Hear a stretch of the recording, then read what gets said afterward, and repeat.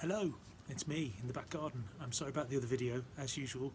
I haven't got enough memory on my phone, so it ran out, but you'll be able to see the outside area of the youth club, which is really exciting, and seeing the planters and the stuff that I know a couple of you planted in the summer last year, and see how stuff's grown. At the end of that clip, there was something about White House Road and the development there, White House Street, sorry. And there was a link to a website, which is whitehousestreet.com.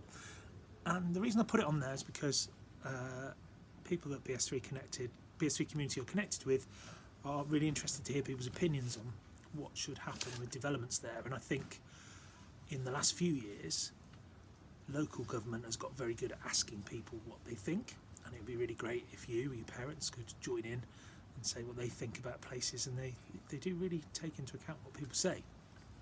And it got me thinking about sort of democracy and things, about young people joining in and having a voice, and how it's quite hard, isn't it, if you know that you can't vote till you're 18. It must be quite tricky. You don't feel as though you've got a say in people who make decisions for you.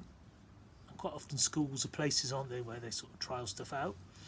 And I started thinking about your school and whether you have a student voice, whether you have some representative body that you can take to the governors, even not even the teachers, and find out what people think, and put those thoughts towards decision makers. And those of you that are involved in those processes will realise probably that they're quite difficult, that most people just want to probably, let me guess, moan about the food normally in the school, which is a standard thing. But also it's quite hard to get general opinions of everybody, and for one or two people to put them forward, you will begin to understand how hard it must be to work in politics, where you're representing tens of thousands, hundreds of thousands of people, but also how you have to do that, and you have to represent people's voices. And that's what we were trying to do at Youth Club, of course, getting some of your opinions and getting you involved in a bit of a planning committee. And it was very genuine, it was very heartfelt, honest and open way of getting your opinions involved in how we spend money and what kinds of activities we can plan. Can we even do things off-site, which is really exciting, thinking about day trips out to places, or maybe even residential trips, which I know a lot of youth services do. Could we do that here and run something where we go away for the weekend? Fantastic, very exciting, particularly at the moment where people aren't even going down the street.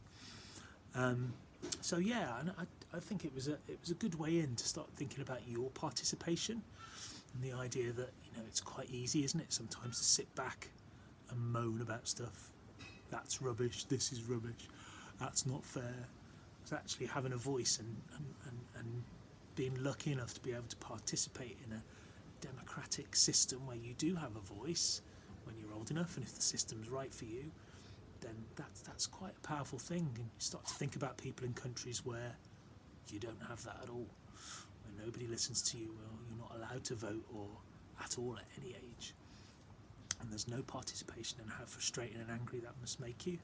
Similar feelings maybe to how some of you feel if you don't feel like you're getting your way, or how your opinions being heard in other institutions. Perhaps not quite as serious if it's in a country where you're being denied your basic human rights, but it's interesting nonetheless just to think about.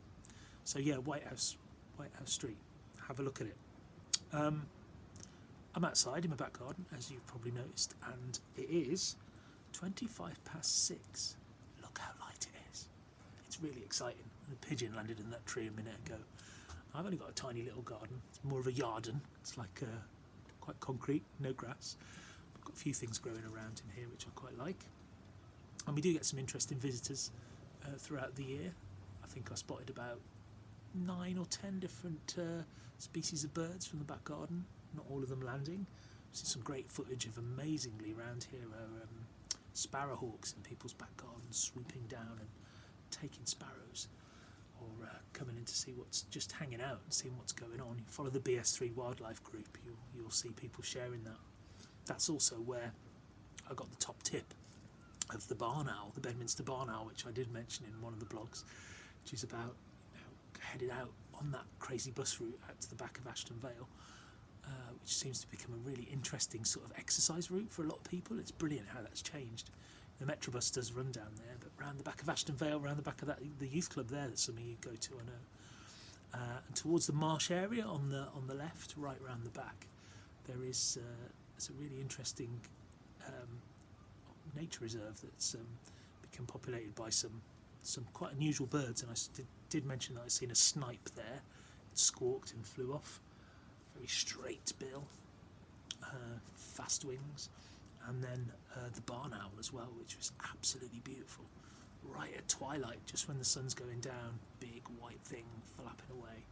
Bit like my hands, yeah, big white thing, and just creeping around the edge of that marsh area, looking for little mice and voles and things to prey on. I went there last night actually, and there were 2 people out there with binoculars, but it wasn't about because you would spot it. But it's really special to have that kind of wildlife right on our doorstep. So spring, it's changing, isn't it? You know, you think now when the clocks go forward, this will be 7:30. It'll be quite light. Just quiet now because something's landed in the bush up to my left. I think it's a robin. Oh no, it's not. Actually, it is. It's a robin. I'm not going to come down and say hello. I've seen people feed them on their hands when they get very, very tame robins. It's probably about 6 foot away from me now, flying around the back. I can only see its silhouette, so it might not have a red breast. It might be a robin at all. I've lost my birding skills. So look, that's a great example of nature coming back after winter, waking from the sleep, and I'm pretty sure it's a robin now.